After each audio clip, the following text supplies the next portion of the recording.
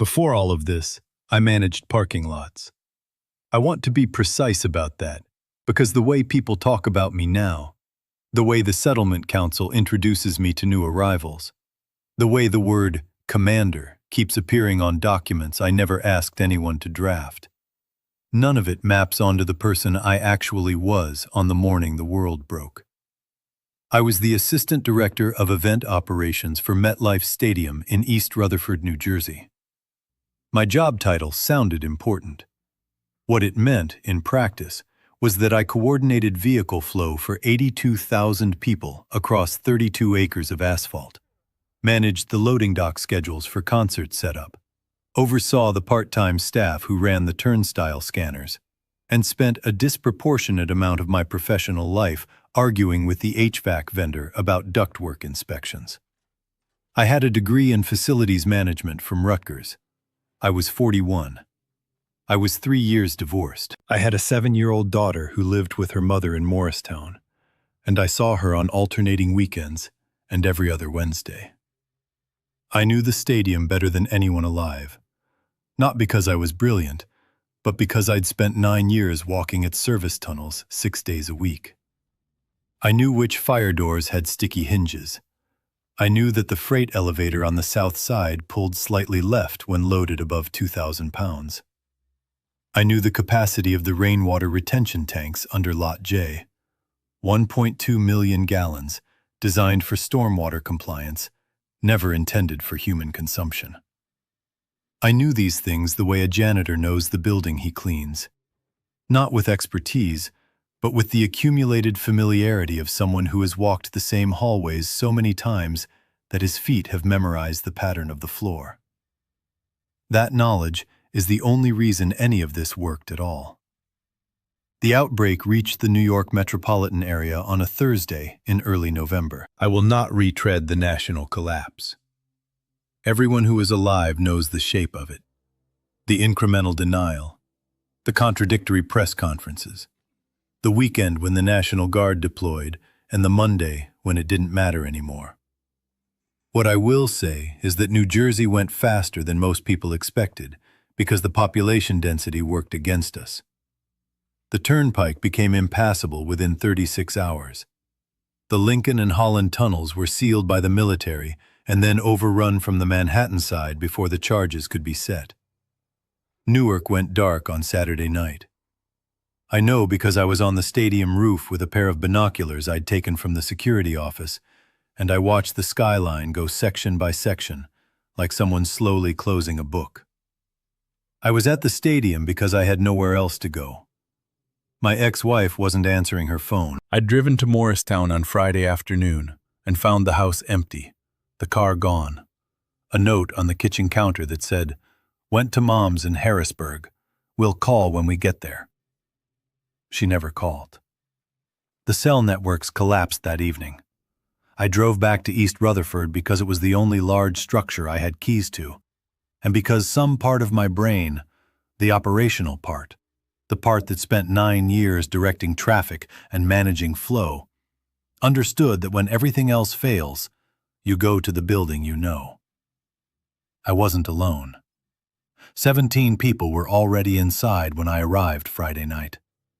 Most were stadium employees, 2 of my parking staff, a catering supervisor named DeAndre Washington, 3 electricians from the maintenance crew, a handful of cleaning staff who'd been on shift when the facility was evacuated. There was also a family of 4 who'd been camping in Lot K in an RV. They'd come up from Maryland for the Giants game that was supposed to happen Sunday and hadn't been able to get back south. And there was a retired structural engineer named Miriam Osei who lived in the townhouse development adjacent to the stadium's east perimeter and had walked through a gap in the chain-link fence carrying a duffel bag and a laminated binder of building plans she'd somehow obtained from the township planning office. Miriam is the reason the stadium is still standing. I want to make that clear now. The first night, we did nothing strategic. We locked the doors we could lock, pulled the security gates down over the main concourse entrances, and slept in the club-level suites because they had actual couches. DeAndre found the catering cold storage still functioning on generator backup and inventoried what was there. Enough prepackaged food to feed our group for perhaps 3 weeks, longer if we rationed.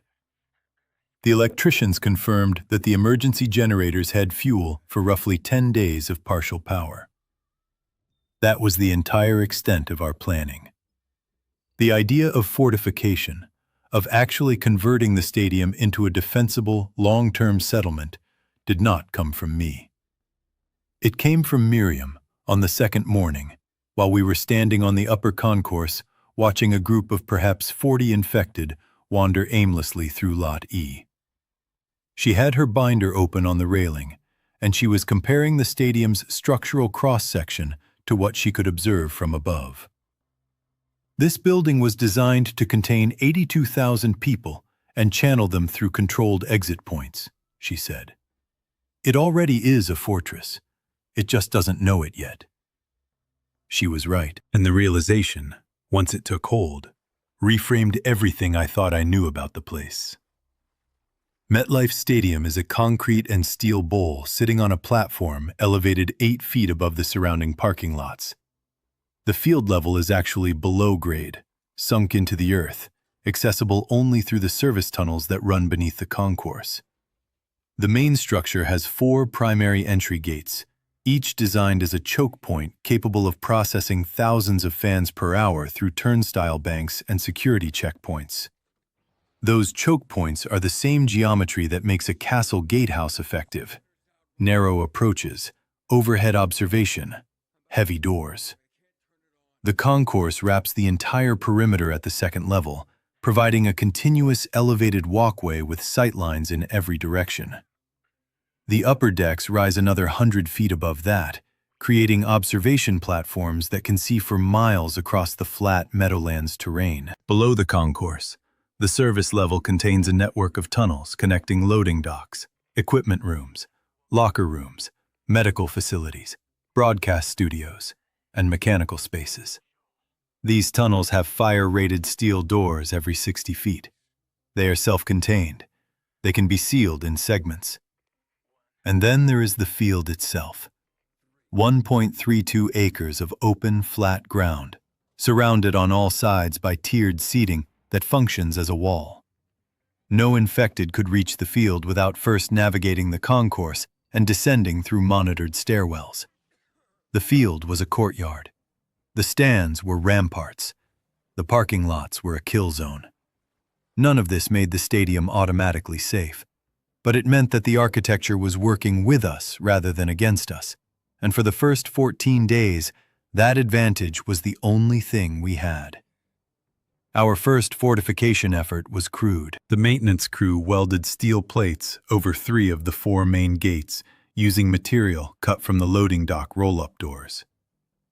We left Gate D, the southwest gate, farthest from the turnpike and the densest population corridors, as our single controlled entry point, and we barricaded it with a nested series of jersey barriers that the parking crew had already arranged for the season. I knew the barrier inventory. We had over 400 K-rail concrete barriers stored in Lot G. Each one weighed 6,000 pounds.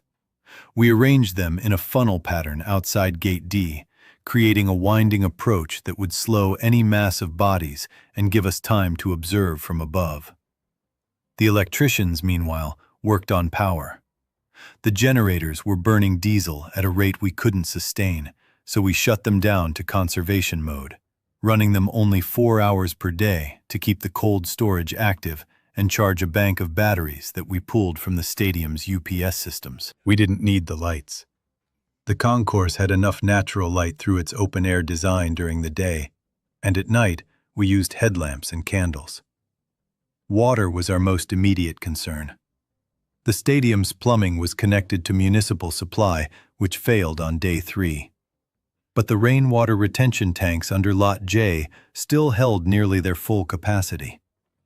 Miriam calculated that at conservative usage, 2 gallons per person per day for drinking and cooking, 1.2 million gallons would sustain 17 people for approximately 9,400 days.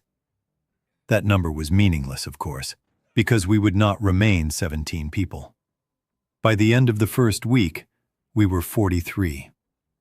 They came in groups of 2 and 3, mostly on foot, following the Turnpike Service Road or cutting across the Meadowlands Marsh. They came because the stadium was visible from miles away. A massive concrete oval rising from flat terrain. And because in a landscape of burning strip malls and overrun residential streets, it looked like the only thing still intact. We screened them at Gate D. I stood on the concourse above, and DeAndre stood at the barrier funnel below. And we asked the same 3 questions. Are you bitten? Are you sick? Do you have any skills or supplies? The first 2 questions mattered. The third was just data. We let everyone in. In those early days, there was no calculus of exclusion. We had space for 82,000, and we had 43. The math was so absurdly in our favor that turning anyone away would have been grotesque. The people who arrived were not a cross-section of New Jersey. They were, overwhelmingly, the people who had been close enough to see the stadium and strong enough to walk to it. That meant they skewed young, mobile, and alone. We had very few elderly. We had very few children. We had a disproportionate number of men between 20 and 40, which created its own problems that I will get to. What we also had, by sheer luck, was competence. Among the first 50 arrivals were a former Army combat medic named Terrence Okafor, who had been working as a paramedic in Secaucus, a civil engineering doctoral student from Stevens Institute named Priya Bhatt, a retired FDNY lieutenant named Sal Cantardi, who had been visiting his brother in Hackensack, and a woman named Lena Morales, who had managed the commissary operations for the county jail system and understood institutional-scale food preparation better than anyone I'd ever met. These people did not defer to me. I need to be clear about that. What happened was not that I became a leader and they became followers. What happened was that a series of operational problems presented themselves in rapid sequence, and each problem was answered by the person most qualified to solve it. And over time, the habit of solving problems together calcified into a structure that resembled governance. Miriam designed the defensive perimeter. Priya refined it with load calculations and drainage engineering. Terrence established the medical station in the home team locker room, which had the only remaining functional plumbing. The trainers' tubs could be gravity-fed from the retention tanks. Sal organized the watch rotation, dividing the concourse into 8 sectors and assigning 3-person teams to 6-hour shifts. Lena took over food management, converting the visiting team kitchen into a rationing center and establishing a distribution schedule that felt more like a cafeteria than a breadline, which mattered more for morale than I initially understood. My contribution was traffic, which sounds absurd, but it was exactly what was needed. Because the fundamental challenge of the stadium was the same challenge it had always been. How do you move thousands of people through a fixed space, efficiently, safely, and without bottlenecks? How do you prevent crowding at choke points? How do you separate flows, people going to eat from people going to their sleeping areas, from people going to work shifts, from people going to the medical station? I had spent 9 years solving those problems with ticket holders. Solving them with survivors was not materially different. I designed the circulation plan on a whiteboard in the operations office, using the same concourse map I'd used for Super Bowl 48. The field level was designated as the primary living space. We sectioned it into zones using the removable fencing from the concert staging inventory, creating neighborhoods of roughly 20 people each. The lower concourse was the main circulation corridor, with one-way flow established in each direction to prevent congestion. The upper concourse was the defensive perimeter and observation deck. The club level was reserved for essential operations, medical, food preparation, communications, and the council room where decisions were made. We called it the council because nobody wanted to call it anything else. It was Miriam, Terrence, Sal, Lena, Priya, DeAndre, and me. 7 people. We met every morning at 8 in the coaches club, which had a long conference table and whiteboards on every wall. We did not vote on most things. We argued until something that resembled consensus emerged, and then whoever owned the relevant domain went and implemented it. When we couldn't agree, we deferred to the person with the most relevant expertise. This system was not democratic. It was not authoritarian. It was something in between. A meritocratic oligarchy, maybe. And it worked because all 7 of us were more afraid of the thing outside the walls than we were of each other. By day 20, we had 162 people. By day 30, we had 309. The growth was non-linear because it was driven by word of mouth. Survivors who had seen the stadium from outside told others they encountered.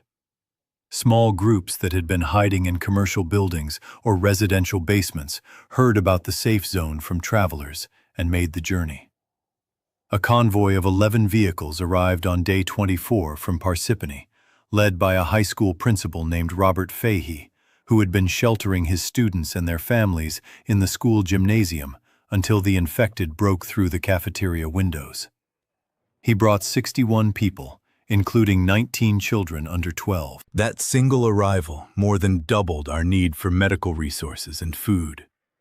And it was the first time I saw the council argue with real heat. The argument was not about whether to admit them. We admitted them. The argument was about what their arrival meant for our growth rate, and what the growth rate meant for our resource timeline. Lena had built a spreadsheet, handwritten on butcher paper taped to the kitchen wall, tracking caloric intake per person per day against remaining food stocks. The catering inventory was long gone. We were surviving on what scavenging teams brought back from commercial properties within a 2-mile radius. Canned goods from restaurant supply rooms, dry goods from warehouse stores, whatever was left in the vending machines and break rooms of office buildings. Each scavenging run was a military operation. A team of 6, armed with whatever we had, baseball bats, fire axes, 2 shotguns, a single AR-15 that Sal had brought from his brother's house, moving through infected territory to bring back food that was already running out. At 300 people, Lena's spreadsheet showed a 38-day supply. Every additional person reduced that number, and people were still coming. The pressure that built from this arithmetic was unlike anything I'd experienced. It was not the immediate terror of the infected, though that was constant, a low hum of awareness that the things were always out there, massing and reforming in patterns we couldn't fully predict. The pressure was structural. It was the knowledge that every compassionate act, every family admitted, every mouth added, shortened the timeline by a calculable amount, and that at some point the line on the spreadsheet would cross 0 and everyone would starve together. I did not sleep well during this period. Nobody on the council did.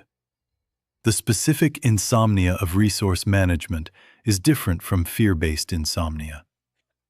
It is not that you are too frightened to sleep. It is that your brain will not stop performing arithmetic. You lie in the dark and you calculate. 309 people times 2,000 calories per day equals 618,000 calories. A case of canned beans contains approximately 14,400 calories. We brought back 43 cases today. That's 619,200 calories. One day. We broke even. Tomorrow we need to do it again, and the scavenging radius has to expand because we've already stripped the near buildings, and expanding the radius increases the danger. And if we lose a team member, we lose both a provider and the calories they would have brought back. This is the arithmetic of siege. It does not pause. The scavenging problem forced our first major strategic pivot, and it came from an unlikely source. One of Fahey's students, a 16-year-old named Marcus Trumbull, had been in the agricultural program at his high school, one of those hands-on vocational tracks that most people dismissed as filler coursework. Marcus walked onto the field on day 32, knelt down, pulled up a square of artificial turf, and looked at the drainage substrate underneath. "This is engineered gravel over sand over drain tile," he said. "If you put 12 inches of soil on top of it, it would drain better than most farmland in the state." The idea was audacious and, in retrospect, obvious. The field was 1.32 acres. The drainage system was already built. The stadium bowl acted as a windbreak. If we could import soil, and there were landscape supply yards within trucking distance, we could convert the playing field into an agricultural plot. Not enough to feed 300 people indefinitely, but enough to supplement the scavenging and extend the timeline from weeks to months. Miriam objected on structural grounds. The field substrate was not designed to bear the weight of 12 inches of saturated soil across its entire area. Priya ran the calculations and determined that the structural supports could handle it if we limited coverage to 70% of the field and avoided the areas directly above the service tunnel junctions. Marcus, with the help of 3 adults who'd done landscaping work, began planning crop rows optimized for the November planting window. Cold hardy greens, root vegetables, winter wheat if we could find seed stock. The soil run was the most dangerous operation we had conducted. 14 people, 3 trucks, a flatbed and 2 dump trucks hot-wired from a construction yard on Route 3, driving 4 miles to a landscape supply depot, loading 27 tons of topsoil and compost, and driving back while Sal's security teams held a corridor along the service road. We lost nobody, but 2 of the infected that had been lingering near the turnpike interchange followed the trucks back, and their arrival drew others. By the time the last load was dumped inside Gate D, there were over 100 infected milling in Lot E, more than we'd ever seen that close to the perimeter. This was the pattern. Every action that improved our long-term position also increased our short-term exposure. Every truck that went out came back with supplies and a tale of the dead. Every fire we lit for cooking sent a plume of smoke into the sky that attracted both survivors and infected. Every sound we made, hammering, welding, the generators, was a beacon. The stadium was not hidden. It could not be hidden. It was a $700 million monument to visibility, designed to be seen from every highway in the Meadowlands. And that was simultaneously the reason people found us and the reason the dead gathered. By day 45, the permanent horde around the stadium's perimeter numbered approximately 2,000. They did not attack in the coordinated sense. They were not strategic. But they accumulated, drawn by noise and movement and some tropism we never fully understood. And they pressed against the Jersey barriers at Gate D, and they circled the perimeter fence, and they stood in the parking lots, like a crowd waiting for a show that would never start. At night, from the upper deck, you could see them in the moonlight, thousands of shapes standing still or shuffling in slow, purposeless orbits. And the sight was not terrifying so much as it was oppressive. They were patient in the way that water is patient. They did not need to plan or coordinate. They only needed to persist, and persistence was the one thing they were infinitely equipped for. The perimeter defense system that Miriam and Priya designed was elegant in its simplicity. The stadium's outer wall was reinforced concrete, 30 feet high at the concourse level, with no ground floor openings except the 4 gates. 3 gates were welded shut. Gate D was our funnel. The parking lots between the stadium and the perimeter fence, a distance of roughly 300 yards on all sides, served as a buffer zone. The perimeter fence itself was standard chain link, 6 feet high, and it would not stop a determined mass of infected for more than minutes. But it didn't need to. Its function was early warning. Sal's watch teams monitored the fence line from the upper deck, and any breach was reported by sector so that a response team could be positioned above the relevant concourse section. The real defense was the architecture itself. Even if the infected breached the fence, crossed the parking lot, and reached the stadium's outer wall, they could not get in. They couldn't climb 30 feet of smooth concrete. They couldn't break through welded steel. The only vulnerability was Gate D. And Gate D was defended by 400 feet of nested jersey barriers. A 12-foot steel gate that we'd fabricated from loading dock panels, and a 24-hour armed watch position on the concourse directly above. What this meant was that the Horde could grow to 10,000 and we would still be structurally secure. What it also meant was that we could not leave. The siege dynamic changed everything.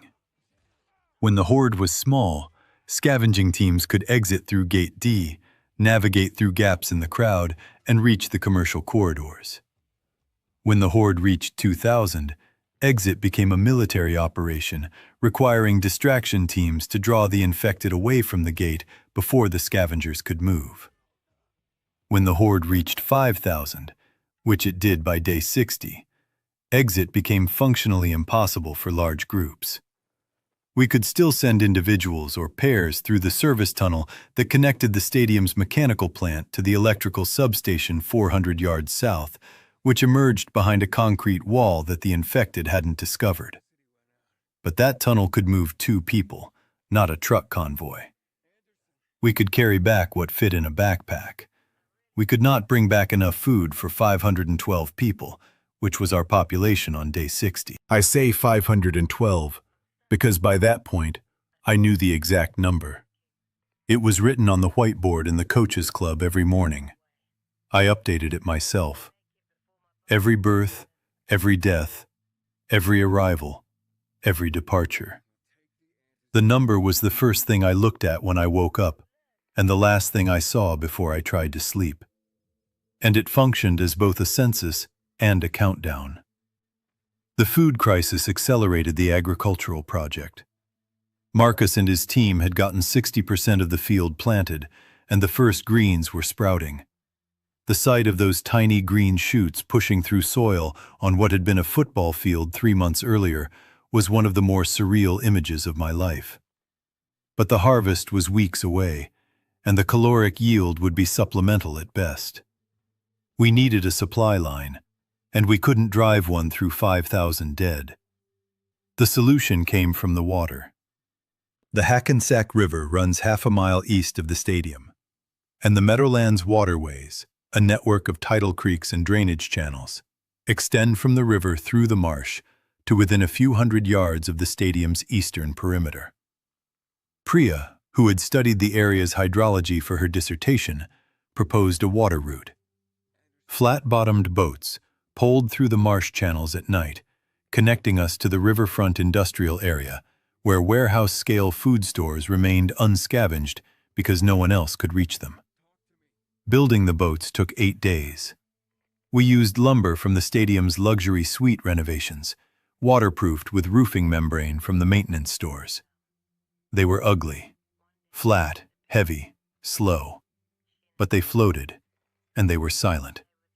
The first water run brought back 4,000 pounds of canned goods from a food service distributor's warehouse on the river. It was more than our best truck run had ever yielded, and we did it without firing a shot. The marsh route transformed our logistics. Within 2 weeks, we had a regular supply chain. 3 boats making nightly runs to a rotating set of warehouse targets along the river. The caloric spreadsheet stabilized and then, for the first time, began to show positive slope. Lena recalculated our timeline and announced at the morning council meeting that we had, at current consumption and supply rates, a 4-month buffer. The room was quiet when she said it. 4 months. It was the first time anyone had used a timeline that extended beyond the immediate. And it introduced a new kind of problem, because when survival is measured in days, no one argues about governance. When survival extends to months, everyone does. The first serious internal conflict was about space allocation. The field-level neighborhoods had been organized by arrival date: early arrivals near the 50-yard line, later arrivals in the end zones. This was expedient, but not equitable. The 50-yard line zones had better drainage, more natural light, and easier access to the food distribution area. The end zones were darker, damper, and farther from services. As the population grew, the end zones became crowded, while the center field areas retained comfortable spacing, and the disparity began to generate resentment. A group of approximately 40 residents from the South End Zone, led by a man named Victor Stans, a former construction foreman from Union City who had arrived on day 28, presented a demand to the council: redistribute the field space equally, regardless of arrival date. This sounds simple. It was not. The early arrivals had invested weeks of labor in their zones, building raised sleeping platforms, installing privacy screens, creating small community kitchens. Asking them to move was asking them to abandon the only stable thing they'd built since the world ended. And the emotional dimension was even more charged. The early arrivals felt they had earned their positions through the risk and work of the first weeks, when the stadium was still an uncertain experiment. The later arrivals felt they were being treated as second-class citizens in a community that claimed to serve everyone equally. The council debated for 3 days. Miriam argued for a complete redistribution based on family size and medical need. Sal argued that disrupting the early settlers would damage the trust that held the community together. Lena pointed out that the distribution center's location made centerfield access a practical issue, not just a status one, and proposed moving the distribution center to a neutral midpoint. DeAndre, who had been quiet through most of the argument, finally said the thing that no one else wanted to say. This isn't about square footage. This is about whether we're a camp or a city. Camps have first come, first served. Cities have zoning. We implemented Lena's compromise, moved the distribution center, equalized pathway access. But the underlying tension didn't dissolve. It just changed form. Victor Stans began holding informal meetings in the South End Zone, not quite organizing opposition to the council, but cultivating an alternative center of gravity. He was charismatic in the way that foremen often are: direct, physical, impatient with abstraction. He didn't challenge our authority openly. He simply acted as though his section of the field was his jurisdiction, resolving disputes internally, assigning work tasks to his people without consulting the council's labor coordinator, and establishing a tone of autonomy that was technically cooperative but functionally separate. I watched this happen, and I recognized it because I'd seen something similar in stadium operations. Large venues develop internal cultures by section. The crew that runs the north loading dock doesn't interact with the crew that runs the south suites. They develop their own norms, their own hierarchies, their own shortcuts. This is fine when the venue is functioning. It becomes dangerous when resources are scarce and allocation is zero-sum, because each section starts to see itself as the unit of survival and the others as competitors. The council discussed Victor's parallel governance structure at length, and we ultimately decided not to confront it. Terrence argued that visible opposition would harden his support base, while benign coexistence might allow it to dissipate. This was, in retrospect, a mistake. Not because confrontation would have been better, but because the decision to tolerate parallel authority created a precedent that compounded later. Day 75 brought our population to 631. It also brought the first hostile human threat. They arrived from the west, A convoy of 7 vehicles that stopped at the perimeter fence along Route 120 and sat there, engines idling, for 40 minutes while Sal's watch team observed from the upper deck. Then a man got out of the lead vehicle, a black Humvee with military markings that I was almost certain was stolen, and walked to the fence carrying a white flag and a megaphone. He identified himself as Colonel James Harker, New Jersey National Guard, and he said he was authorized to assume command of the facility under emergency continuity of government provisions. We had no way to verify his rank, his authority, or even his name. What we could verify, through binoculars, was that his convoy included at least 30 armed men, that their weapons were military grade, and that their vehicles were in significantly better condition than anything we'd scrounged. We could also see that several of the vehicles bore marks of recent combat. Bullet holes, cracked windshields, what looked like bloodstains on the doors, and that the men who stayed in the vehicles were not standing in any recognizable military formation. I went to the concourse above the west perimeter to talk to him. Megaphone to megaphone, 200 yards apart, with 5,000 dead between us and a 6-foot fence that neither of us could pretend was a meaningful barrier. "I'm not in a position to surrender command of this facility," I told him. "I'm not asking you to surrender it. I'm telling you that under New Jersey Executive Order 14-2024, all public infrastructure is subject to military requisition during a declared emergency. This stadium is public infrastructure. I'm requisitioning it. The emergency order was issued by a governor who's been dead for 6 weeks. The order survives the governor. That's how continuity works." I looked at the convoy. I looked at the horde milling between us. I looked at the men with rifles. "If you'd like to come inside and discuss this, you're welcome to enter through Gate D, alone and unarmed." "That's not how this works." "It's how it works here." He stared at me for a long time. Then he got back in his Humvee and the convoy drove away. They came back 3 days later. This time they didn't talk. They drove to the northeast perimeter, cut the fence, and used their vehicles to push through the horde, creating a corridor of crushed bodies between the fence and the stadium wall. Then they set up a position in Lot B and began firing at our watch team on the upper deck. Nobody on our side was hit. They were firing from 300 yards and we were behind concrete. But the gunfire drew the infected toward their position. Within an hour, the horde had shifted northeast, pressing against their vehicles, climbing over the crushed bodies, and Harker's men were fighting a battle on 2 fronts. We watched from the upper deck as they retreated to their vehicles, fought their way clear, and drove off, trailing a wake of the dead. They left behind 2 of their people. We found them the next morning, alive, hiding in the drainage culvert near Lot B, out of ammunition and badly dehydrated. We brought them in through the service tunnel. They were 23 and 25, former National Guard reservists who confirmed what we'd suspected.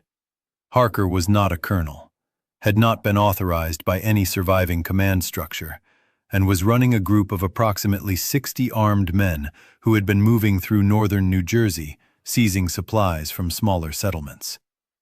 They'd heard about the stadium through the same word-of-mouth network that brought everyone else. This was the moment when the Council's character was tested in a way that no resource spreadsheet or engineering problem could prepare us for. We had 2 men who had just participated in an armed assault on our community. They were also 2 men who had been coerced into service by a predator, who were starving, who were injured, and who were asking for help. Terrence treated their wounds. Lena fed them. Sal wanted to interrogate them for intelligence on Harker's capabilities and intentions, and he did.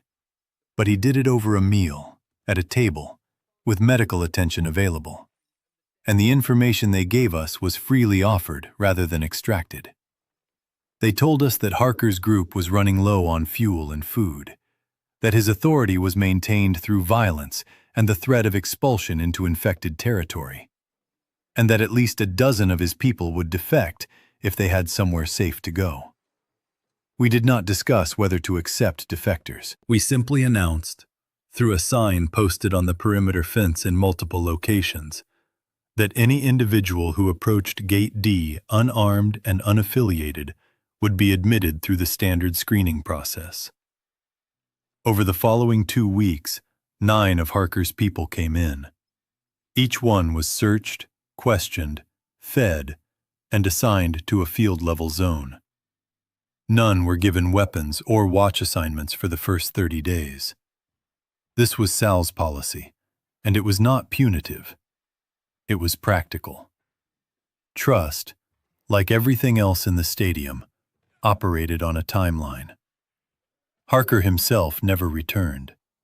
We learned later, through survivors who arrived from the West, that his group had attempted to take a hospital in Clifton and had been destroyed. Not by the hospital's defenders, but by the horde they attracted during the assault. There is a lesson in that, though I'm not sure it's the one people usually draw. The lesson is not that violence fails. The lesson is that noise kills. The loudest actor in a world of auditory predators is always the most vulnerable. And Harker's aggression was, in the end, simply a very efficient way of ringing the dinner bell. After Harker, the council made a series of decisions that changed the character of the settlement. We formalized the governance structure. We established a written charter. Priya drafted it, Miriam edited it, and it was ratified by a General Assembly in the Lower Bowl on a cold Tuesday afternoon in January, with 680 people voting by raised hand while the wind cut through the open roof and snow dusted the planting rows on the field below. The charter established a council of 7 elected members serving 90-day terms, with decisions made by simple majority. It codified rights: food, water, medical care, shelter, and due process before expulsion. It established obligations.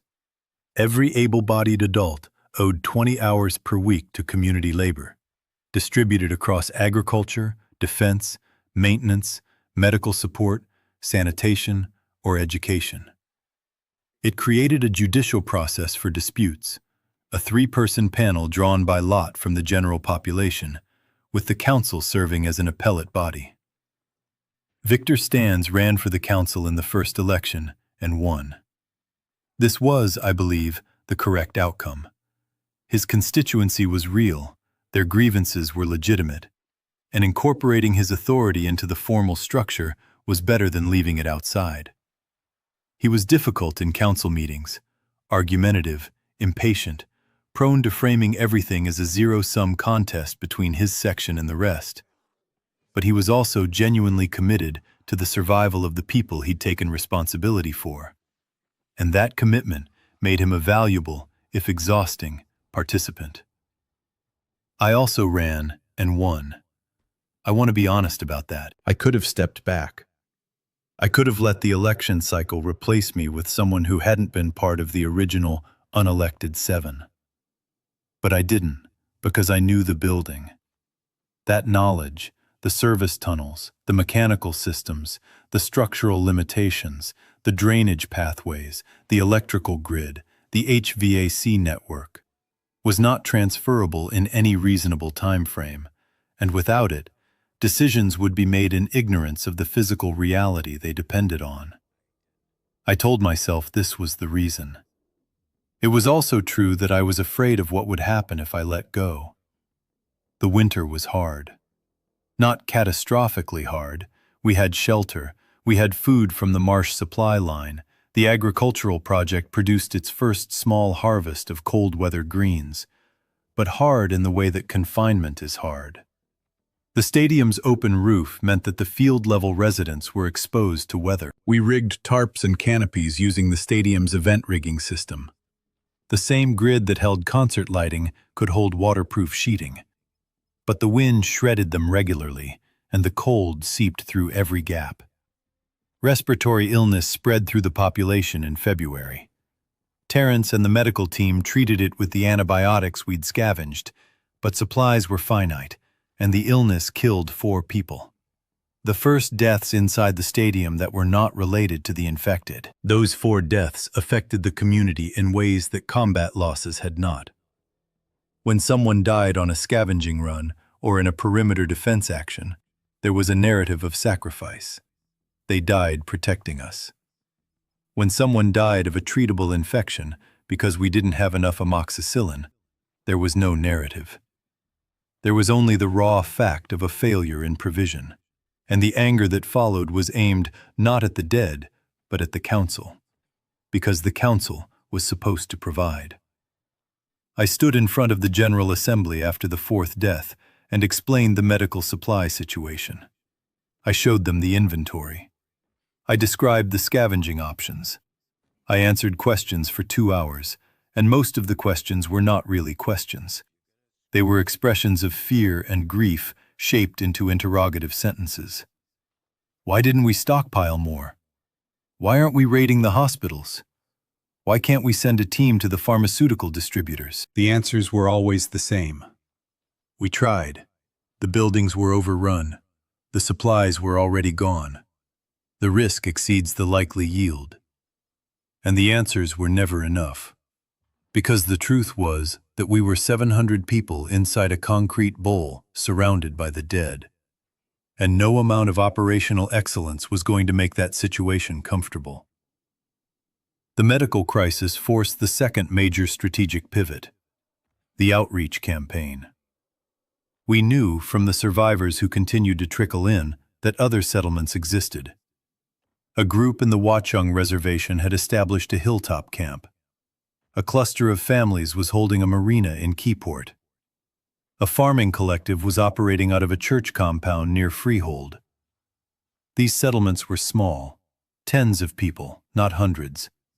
But some of them had resources we lacked, and we had resources they needed.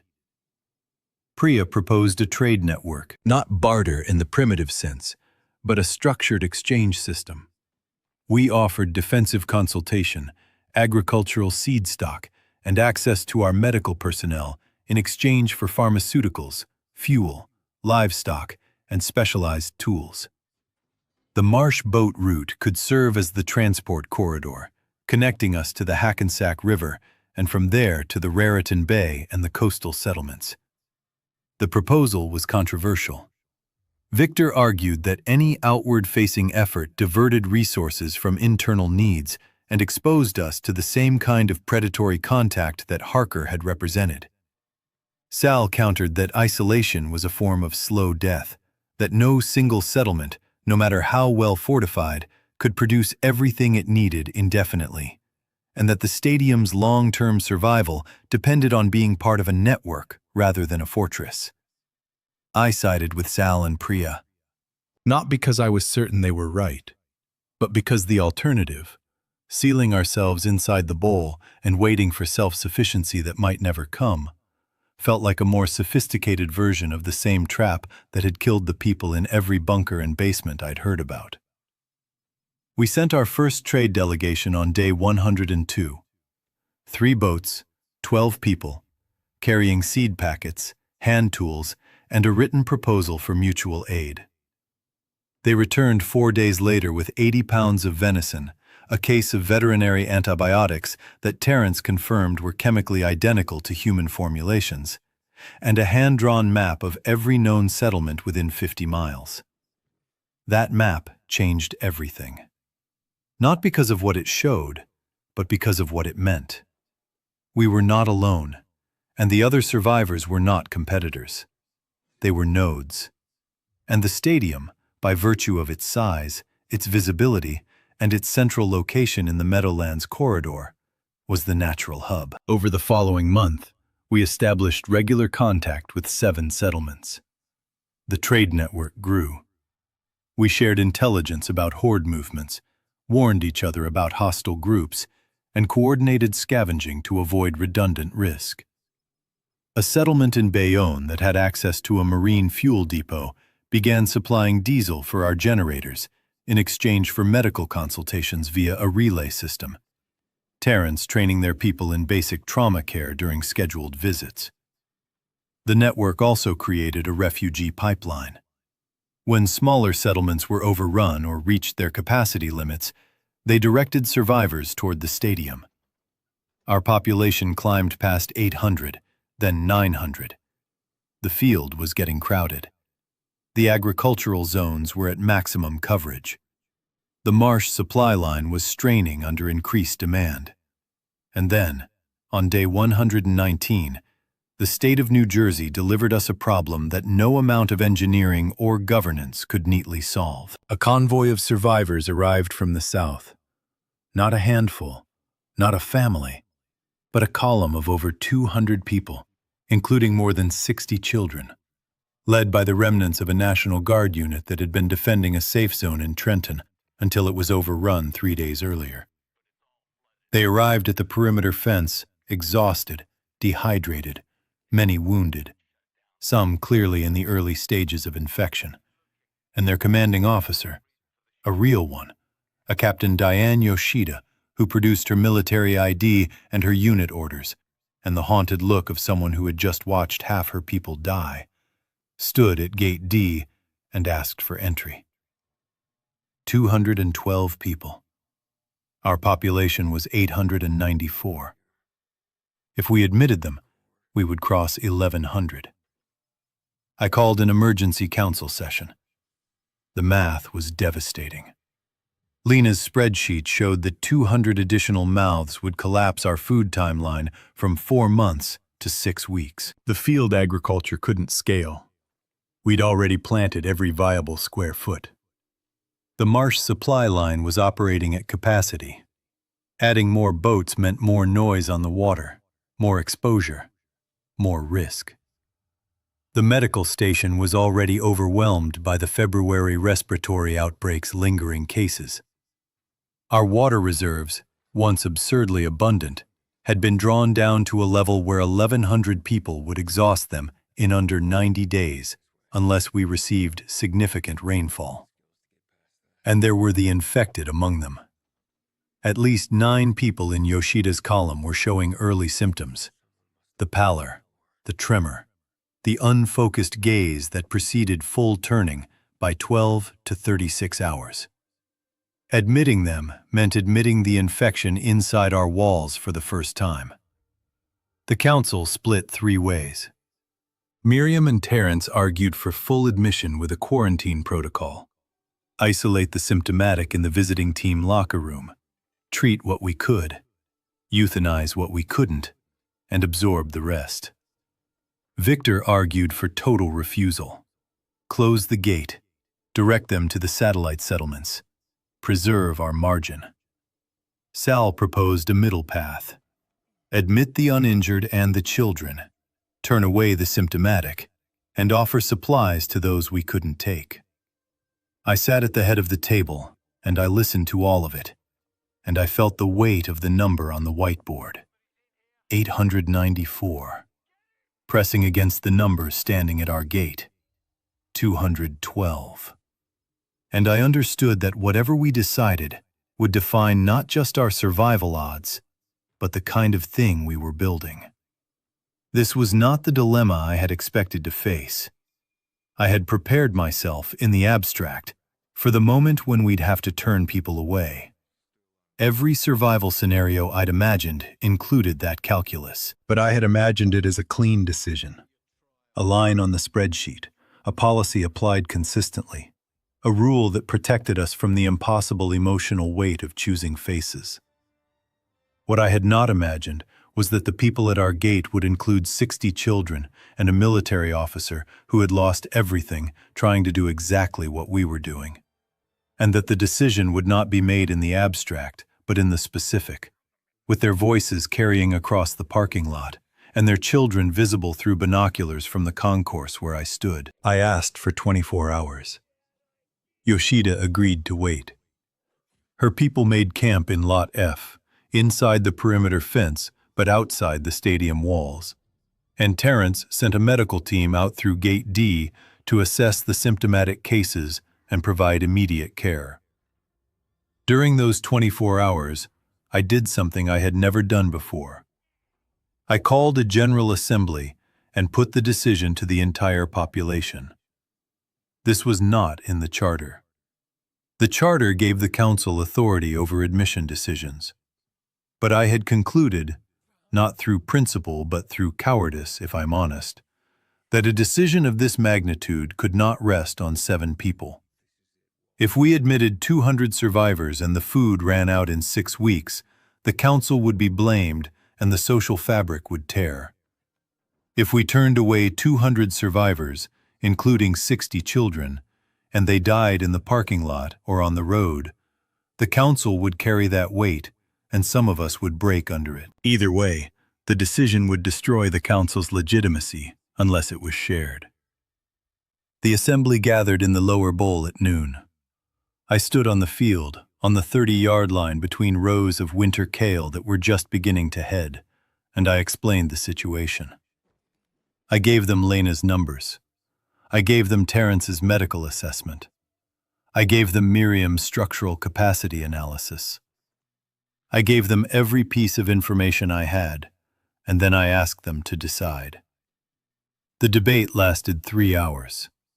People stood in the stands and spoke into a battery-powered megaphone, and the sound echoed off the concrete bowl the way crowd noise used to echo, and for a moment it felt like the stadium was being used for its intended purpose, containing the energy of thousands of people focused on a single event. Except the event was not a game. The arguments for refusal were rational and frightening. A man named Dennis, who worked on the agricultural team, stood up and said, "I have a daughter who is 6 years old, and she lives on this field, and she eats what we grow. If we bring in 200 more people and the food runs out, my daughter starves. I will not vote to starve my daughter so that someone else's child can eat for 6 weeks before they starve too." The stands were silent after he spoke, and the silence had a quality of recognition. Not agreement, necessarily, but the acknowledgement that his arithmetic was correct and his priority was unchallengeable. The arguments for admission were emotional and equally unchallengeable. A woman named Grace, who had arrived on day 40 with her elderly mother, stood up and said, "I was standing at that gate 8 weeks ago with nothing. If you had done this math then, I would be dead. My mother would be dead. We are only here because someone decided that compassion was more important than arithmetic. If we lose that, we don't deserve the walls." I stood on the field and I listened to both of them, and I knew they were both right. And I understood for the first time the fundamental inadequacy of democratic decision-making in a survival context. Democracy assumes that the cost of a wrong decision is distributed and recoverable. In our situation, the cost of a wrong decision was absolute and irreversible. If we admitted them and starved, everyone died. If we refused them and they died, we survived but became something that might not be worth surviving as. The vote was conducted by raised hand, counted by section, tallied by the judicial panel. The result was 412 in favor of full admission, 319 in favor of partial admission with conditions, and 163 in favor of refusal. We opened the gate. The integration of Yoshida's group was the most operationally complex thing we had ever attempted. 212 people needed to be processed through medical screening, assigned to field zones, incorporated into the labor rotation, and fed, all within a system that was already running at capacity. The quarantine protocol was established in the visiting team locker room, as Miriam had proposed. 11 symptomatic individuals were isolated there, attended by Terrence and 2 volunteer nurses wearing improvised protective equipment.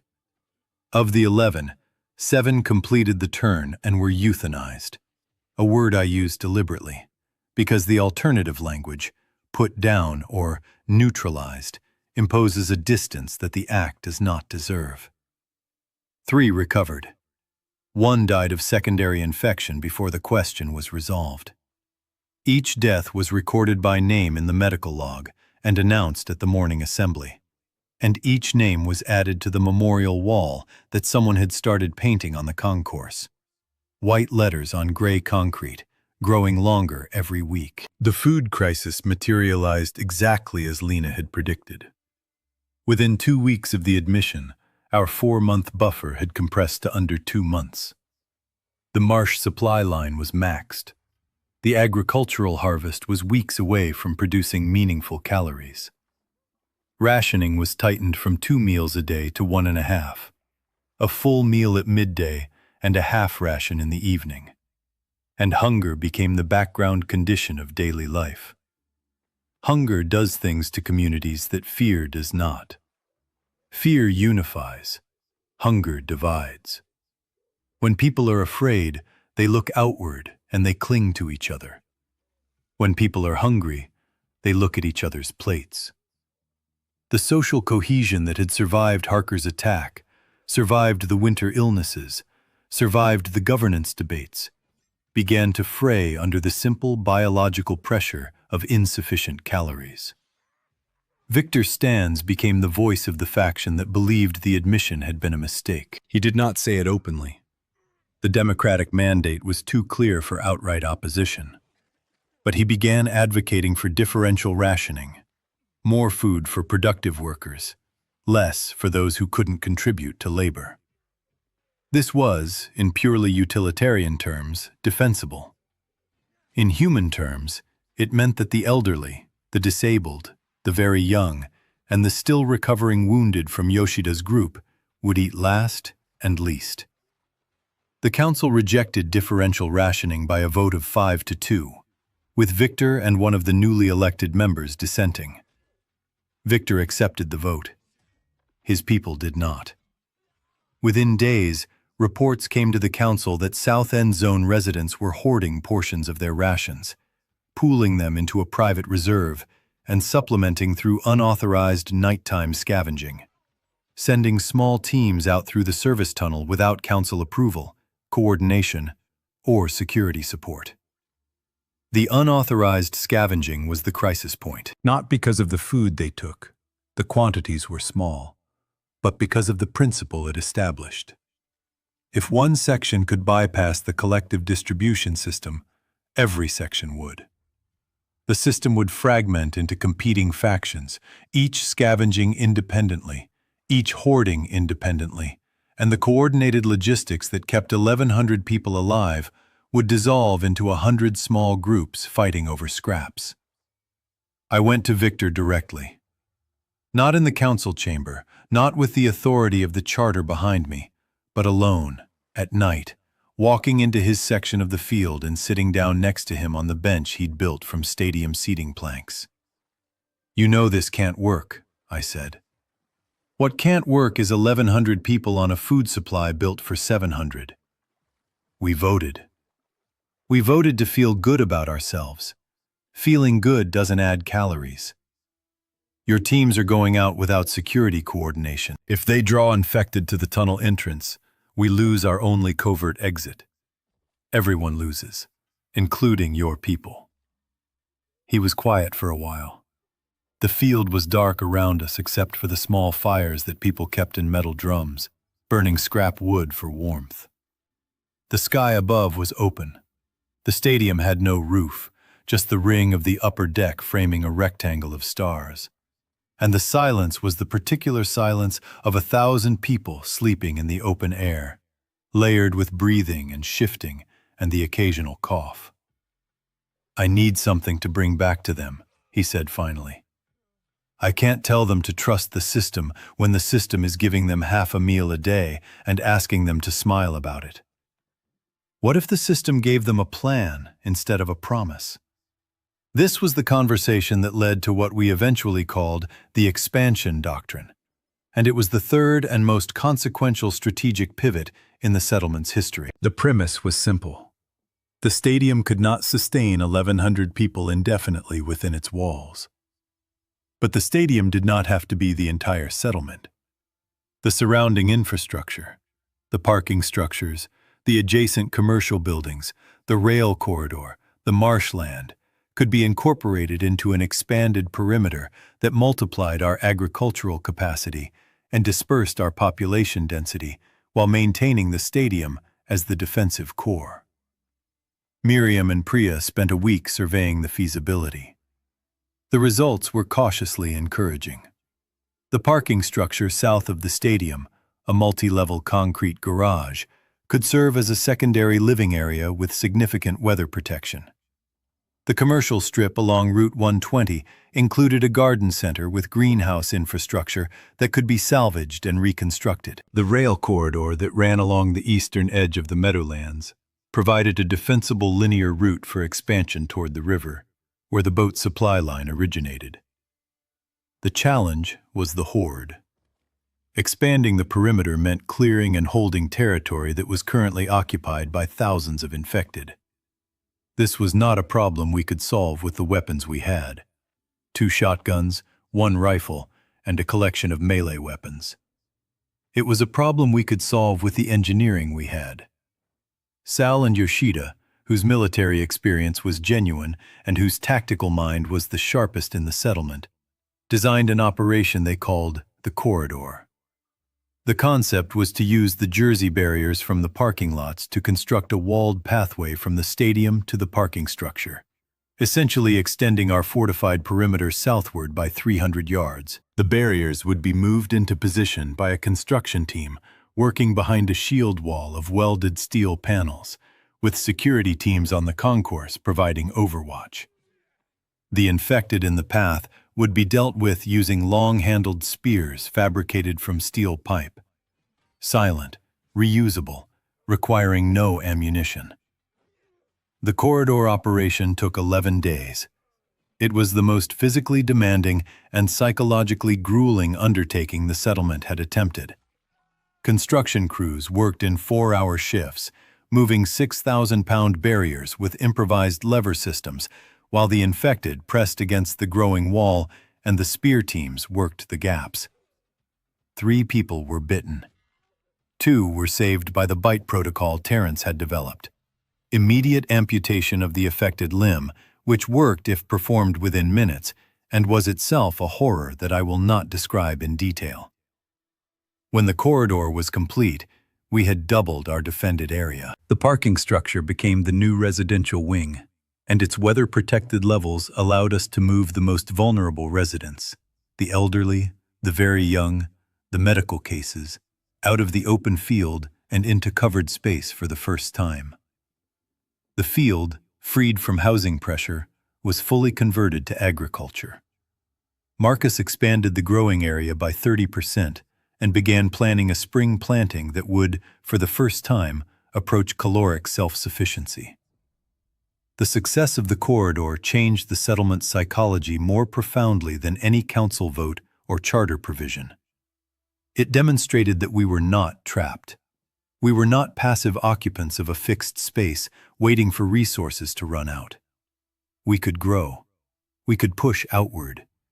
We could take back territory from the dead 1 barrier at a time, and each yard we gained made the next yard more achievable. Victor Stans was one of the corridor construction crew leaders. He was effective, tireless, and visibly transformed by the work. Not because manual labor was redemptive in some sentimental way, but because it gave him and his people an operational role that was unambiguously productive rather than oppositional. When the corridor was finished, the unauthorized scavenging stopped. Not because I'd persuaded him, but because the expansion doctrine had given his faction something that differential rationing and hoarding couldn't: a future that didn't depend on taking from others.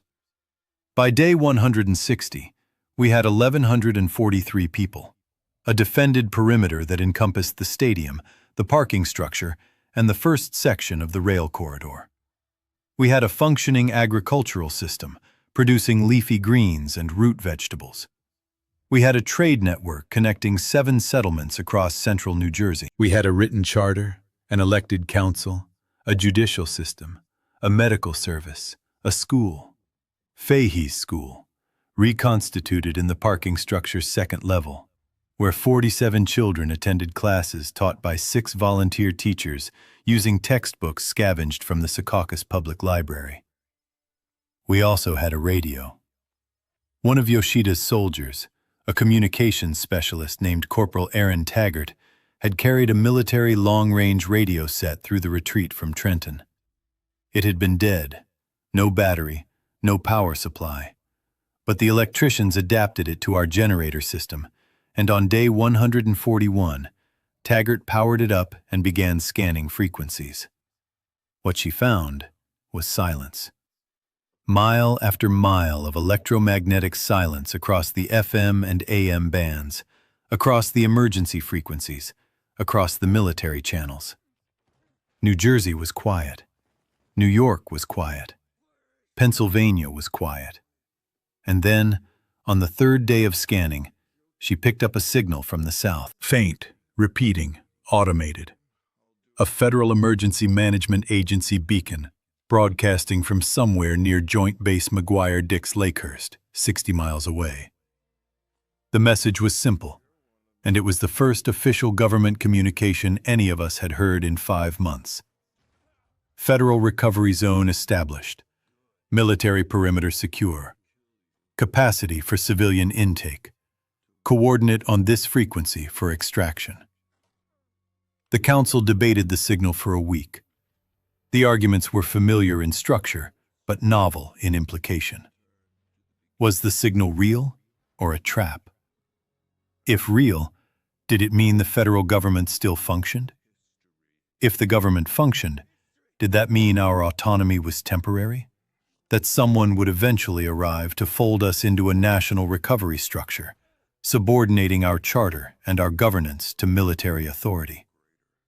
And if extraction was offered, should we take it? Sal wanted to send a reconnaissance team. Miriam wanted to respond by radio and establish contact before committing anyone. Victor wanted to ignore it entirely. He had built something in the parking structure, and he wasn't interested in surrendering it to a government that had failed to protect anyone when it mattered. Yoshida, who attended the session as a military advisor, listened to all of it and then said quietly, "I've been inside a federal recovery zone. Trenton was a federal recovery zone. It lasted 72 days. I listened to them all. And then I made the decision that I believe, more than any other single act, determined what the stadium settlement became. I proposed that we do nothing. Not nothing in the sense of ignoring the signal. Nothing in the sense of not choosing. I proposed that we acknowledge the signal, establish communication, share intelligence, offer mutual aid, and remain exactly where we were, exactly as we were, governed by our charter, defended by our walls, fed by our field and our network. We were not a refugee population waiting for rescue. We were a settlement. We had governance, agriculture, trade, defense, education, and medicine. We had 1,143 people who had voted to live together under a shared set of rules. We did not need to be extracted. We needed to be recognized. The Council approved the proposal unanimously. Even Victor. Taggart made contact with the McGuire-Dix facility the following day. The response was confused. They had expected desperation, not diplomacy. But within a week, a dialogue was established. We shared our population data, our resource assessments, our network map. They shared theirs. The federal zone held approximately 4,000 people under military governance. They had superior medical resources and ammunition. We had superior agricultural capacity and civilian governance infrastructure. The complementarity was obvious. By day 180, the first trade convoy traveled by boat from the stadium to a rendezvous point on the Raritan Bay, where a military patrol craft met them and exchanged antibiotics and ammunition for seed stock and fresh vegetables. It was, as far as I know, the first formal economic exchange between a civilian settlement and a federal recovery zone in the state of New Jersey. I think about that exchange sometimes. Not the logistics of it, though the logistics were complex and Lena managed them brilliantly, but the symbolism. Two groups of survivors, each having built something from nothing, meeting on the water to trade what they had for what they needed. Neither subordinate to the other, neither asking permission. Just two human systems recognizing mutual benefit and acting on it, while the dead stood on the shoreline and watched, with whatever residual impulse passed for attention in their ruined minds. The settlement is still growing. We are on day 204 as I write this, and our population is 1,207. The second phase of the corridor expansion has reached the commercial strip, and the greenhouse reconstruction is ahead of schedule. The spring planting is underway on the field. Marcus says we'll have beans and squash by July, corn by September. The trade network now includes 11 settlements and the federal zone.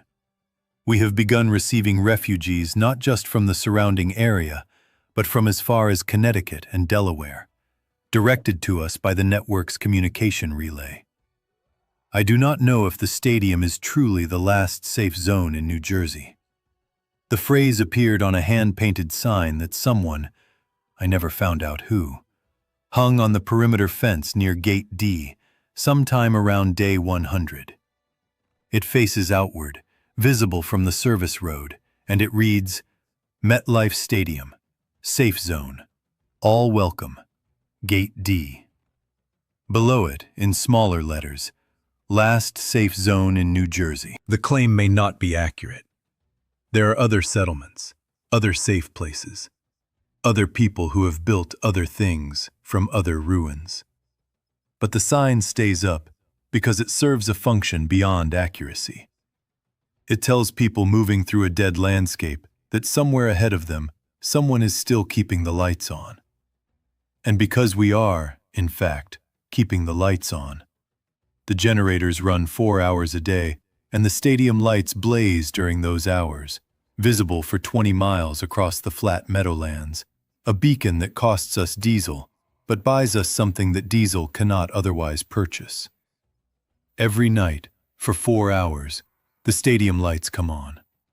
They illuminate the field where the crops grow in rows that follow the old yard lines. They illuminate the concourse where the watch teams stand their shifts. They illuminate the parking structure where 1,100 people sleep in a building that was never intended as a home. They illuminate the memorial wall, where the names keep accumulating in white paint on gray concrete. The lights are not strategic. Miriam has argued, correctly, that they attract the infected. Sal has argued, correctly, that they waste fuel. Victor has argued, correctly, that the resources would be better spent on expansion. But the lights stay on because the council votes every week to keep them on. Because the lights are the signal. Not a radio signal, not a coded message, not a government beacon. Just light, visible and unmistakable, saying the only thing that matters to someone walking through the dark. Someone is here. Come in. I used to manage parking lots. Now I manage this. The distance between those two things is smaller than anyone would believe, and larger than I can describe. The skills are transferable. The weight is not. I go to sleep every night with the number on the whiteboard behind my eyes. 1,207 tonight. And I wake up every morning and I change it. Because someone arrived, or someone was born, or someone died. And the number shifts, and the spreadsheets adjust, and the work continues. I don't call it a safe zone. I don't call it a fortress, or a community, or a city. I call it what it is. A building full of people who decided to stay, and to let others in, and to figure out the rest as they went. The rest, as it turns out, is everything.